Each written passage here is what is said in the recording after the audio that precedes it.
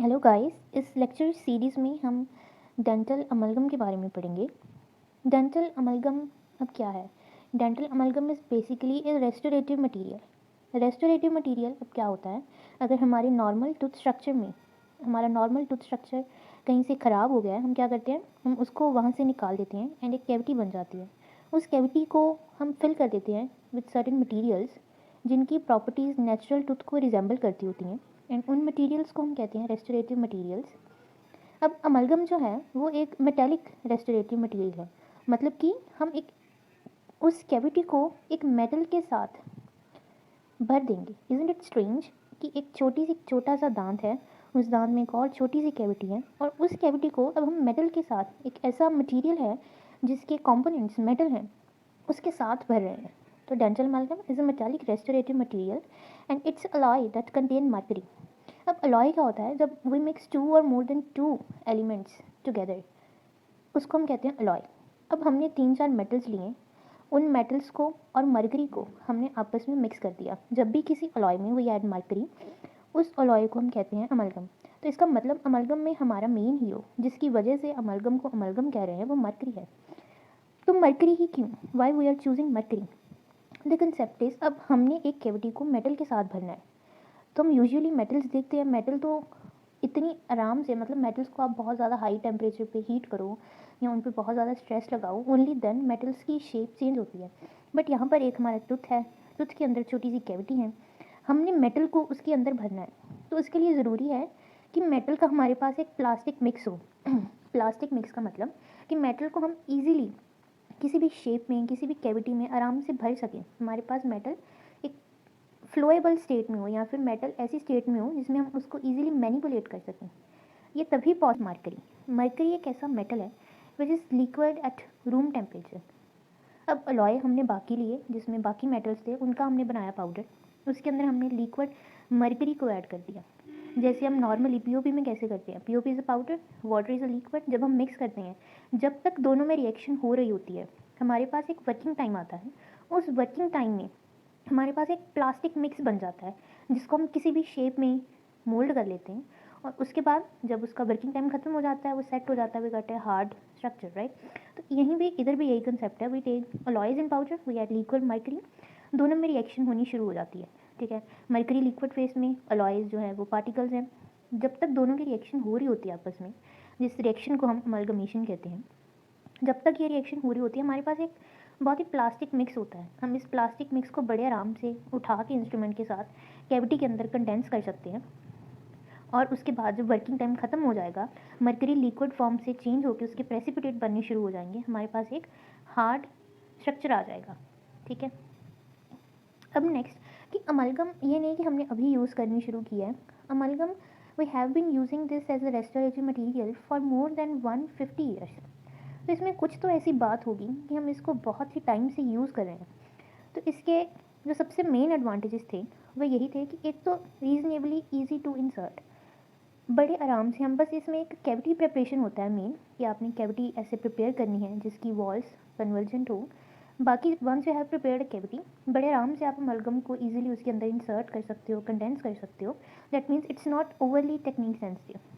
पर इसका सबसे मेन एडवांटेज हमारे पास ये था कि एक इसकी स्ट्रेंथ बहुत ज़्यादा होती है। सो फॉर जितने भी रेस्टोरेटिव मटेरियल्स हम यूज़ कर रहे हैं, सबसे ज़्यादा जो strength, obviously we are using a metal, metal की तो स्ट्रेंथ ही बहुत होती है।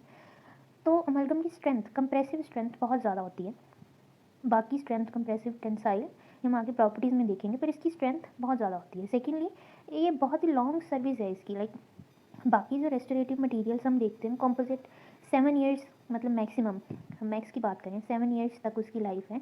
जीआईसी की 5 ईयर्स है, बट अमलगम एवरेज चाहे 6 to 7 है, बट मैक्सिमम अगर अच्छे से अमलगम रेस्टोरेशन की है तो 15 ईयर तक, 15 साल तक ये रेस्टोरेशन कहीं नहीं जाएगी। अब नेक्स्ट आता है कि अमलगम सप्लाई कैसे होती है। बात आती है कि अमलगम सप्लाई कैसे होती है। जनरली ये 2 बॉटल्स आती हैं हमारे पास। एक बॉटल में जैसे पाउडर लिक्विड अलग अलग आता है, सेम सिनेरियो है। एक बॉटल में हमारे पास अलॉय होगा, एक बॉटल में मरकरी होगी, नहीं तो कैसे होगा, हमारे पास टैबलेट्स होती हैं जिसमें प्री प्रपोर्शनड सेंटर में ऐसे इनके पार्टीशन है, एक साइड पे अमलगम, एक साइड पे मरकरी, या फिर in the form of tablets में ऐसे ये कैप्सूल हैं, टैबलेट्स में ऐसे अलॉय होगा और साथ में सैशे होगा मरकरी का।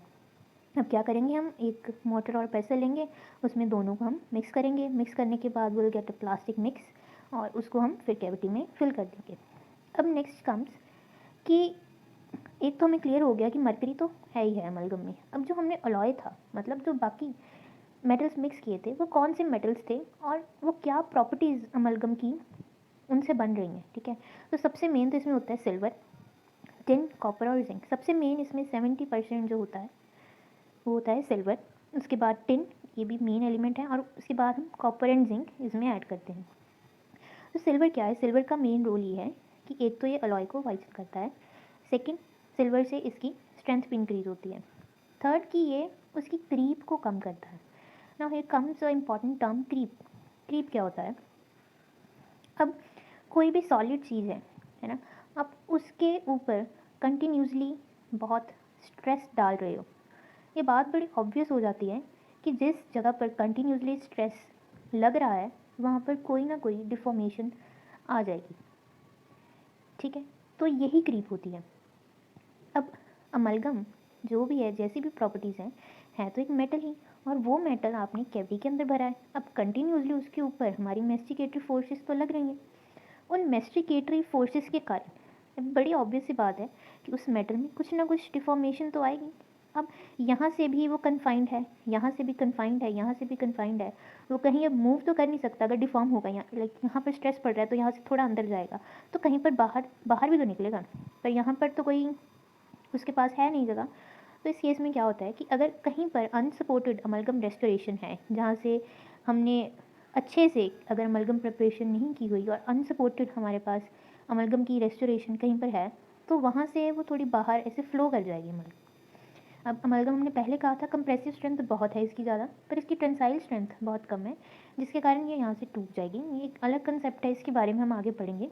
बट अगर मेन क्रीप की बात करें तो क्रीप क्या होती है कि जब भी किसी सॉलिड मटेरियल पे आप बार बार कोई स्ट्रेस डालोगे तो स्ट्रेस के कारण वो बहुत ही धीरे धीरे प्लास्टिकली डिफॉर्म होना शुरू हो जाएगी, जिसके कारण अमलगम अब फ्लो होगी और अनसपोर्टेड अमलगम मार्जिन से बाहर आ जाएगी, वो ब्रेक हो जाएगी and it will create rich margin.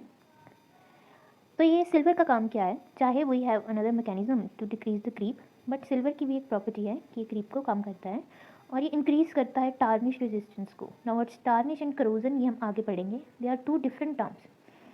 Silver tarnish resistance यानी कि इसमें टार्निश कम हो, है तो एक मेटल ही, नो मेटल में करोजन होती है। करोजन क्या होता है कि उसके मेटल के ऑक्साइड्स बन जाते हैं, वो ऑक्साइड उसकी स्ट्रेंथ को कम कर देते हैं। जैसे आयरन, करोजन हो गई आयरन, वो उसके ऑक्साइड्स बन गए, रस्टिंग हो गई, जिससे आयरन टूट जाता है। लाइकवाइज टार्निश इज टार्निश भी करोजन की तरह होता है, बट टार्निश सिर्फ सरफेस पे होता है। अगर ये ऐसे मेटल है तो यहाँ पर हो रहा है तो करोजन है, अगर सिर्फ सरफेस पे ऑक्साइड लेयर बन रही है तो उससे उसकी स्ट्रेंथ को कोई इतना फ़र्क नहीं पड़ता, बस वो ग्लॉसी सरफेस है वो थोड़ी डल हो जाती है सिर्फ सरफेस, तो ये उसकी टार्निश रेजिस्टेंस को इंक्रीज़ करता है। आगे चले हम टिन, जो सेकंड एलिमेंट था। अब हमने सिल्वर और मरकरी को मिक्स तो कर दिया। अब जब इन दोनों की आपस में रिएक्शन होती है, ये बहुत ही फास्ट रिएक्शन होती है, और उसकी स्पीड को कंट्रोल करने के लिए हम उसके अंदर टिन डाल देते हैं। बट टिन डाल दी, टिन के अब फिर नुकसान आ गए, तो स्ट्रेंथ कम कर देता है, टार्निश रेजिस्टेंस को कम कर देता है। वाई? क्योंकि टिन बहुत ही सॉफ्ट मेटल है, जैसे इंडियम को we can cut with it a knife, likewise tin भी एक सॉफ्ट मेटल होता है। थर्ड इज कॉपर, ये हम इसलिए डालते हैं, अब जो टिन की वजह से स्ट्रेंथ हार्डनेस कम हो गई, कॉपर डालते हैं ताकि उसकी स्ट्रेंथ और हार्डनेस बढ़ जाए। Next come zinc. जिंक हम इसलिए डालते हैं, ये एक जो हमारे इंपॉर्टेंट अब मेटल्स हैं सारे अलॉय में, सिल्वर है, टिन है, कॉपर है, उनकी ऑक्सीडेशन ना हो जाए तो इसलिए हम जिंक डालते हैं। Zinc act as a scavenger, deoxidiser. But zinc डालने से भी एक, जैसे टिन डालने से नुकसान था, उसकी स्ट्रेंथ कम हो रही थी, जिंक डालने से भी क्या होता है कि हमने जैसे कैविटी प्रिपरेशन की अब यहाँ पर मॉइस्चर की कंटेमिनेशन, मॉइस्चर मतलब सलाइवा आ गया या थोड़ा पानी आ गया, अब मॉइस्चर की कंटेमिनेशन हो गई, ऊपर से हमने रेस्टोरेशन कर दी। अब रेस्टोरेशन के अंदर जिंक है, जिंक उस मॉइस्चर के साथ रिएक्ट कर जाएगा, जिंक ऑक्साइड बन जाएगा। यहाँ तक तो सब ठीक है, बट हाइड्रोजन गैस भी बन जाएगी। अब हाइड्रोजन गैस किसी भी एलिमेंट के साथ रिएक्ट नहीं करने वाली, ये अंदर ही इकट्ठी होती रहेगी होती रहेगी होती रहेगी। अब क्या होगा, ये रेस्टोरेशन थी, अंदर हाइड्रोजन इकट्ठी होगी, इंटरनल प्रेशर डालेगी, नीचे को प्रेशर जाएगा पल्प की तरफ, पेन होगी, ऊपर को प्रेशर जाएगा, यहाँ से एक्सपेंशन हो जाएगी। इसे कहते हैं डिलेड एक्सपेंशन, क्योंकि एग्जैक्ट अगले दिन नहीं होती, it occurs after 3 to 5 days. क्या होगा, यहाँ से हमें लगेगा कि थोड़ी एक्सपैंड हो गई हमारी रेस्टोरेशन। अब एक्सपैंड हो गई, हमने रेस्टोरेशन तो ऊपर वाले दान के हिसाब से की थी, अब यहाँ से बढ़ गया, एक्सपैंड हो गया, तो अक्लूजन ख़राब हो जाएगी, जिसके कारण पेशेंट को आफ्टर 3 to 5 डेज पेन होगी। अब बात आती है कि देयर इज़ अ क्वेश्चन कि पेशेंट की आपने रेस्टोरेशन की, अगले दिन पेशेंट आके कहता है कि उसको खाना खाते टाइम पेन हो रही है। तो इसका पॉसिबल रीज़न ये नहीं होगा कि उसके मॉइस्चर कंटेमिनेशन के कारण डिलेड एक्सपेंशन हुई है, क्योंकि delayed expansion generally as a name suggest delayed ये 3 to 5 डेज़ के बाद होती है। सो द पॉसिबल रीज़न कि उसके पेन की हुई है कि आपने ओवरफिल कर दिया अमलगम, अक्लूजन ही नहीं आई ऊपरले दांत के साथ। अब जब कंटैक्ट होता है तो प्रेशर पड़ रहा है पल्प पे काफ़ी, तो पेन हो रही है। या फिर आपने कैविटी बनाते टाइम बहुत ज़्यादा कस्प रिड्यूस कर दिए या कोई क्रैक्स रह गए, राइट, जिसके कारण पेन हो सकती है। अब बेस्ड ऑन द कॉम्पोजिशन हमने अमलगम की क्लासिफिकेशन की है, कॉपर कंटेंट, जिंक कंटेंट और number of alloy of metals, और तीसरी होती है कि अलॉय पार्टिकल की शेप क्या है।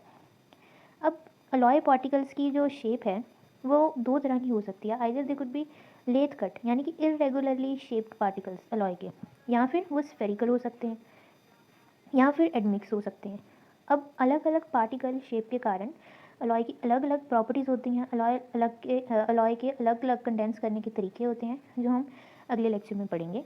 तो इस लेक्चर में हमने बेसिकली पढ़ा कि अमलगम क्या है, कैसे सप्लाई होती है, मरकरी ही क्यों मेन हीरो है, कुछ मेन रीजंस कि अमलगम इतने टाइम से हम क्यों यूज़ कर रहे हैं, और अमलगम की कॉम्पोजिशन और उसकी एलिमेंट्स के क्या रोल है, और उसके बाद क्लासिफिकेशन।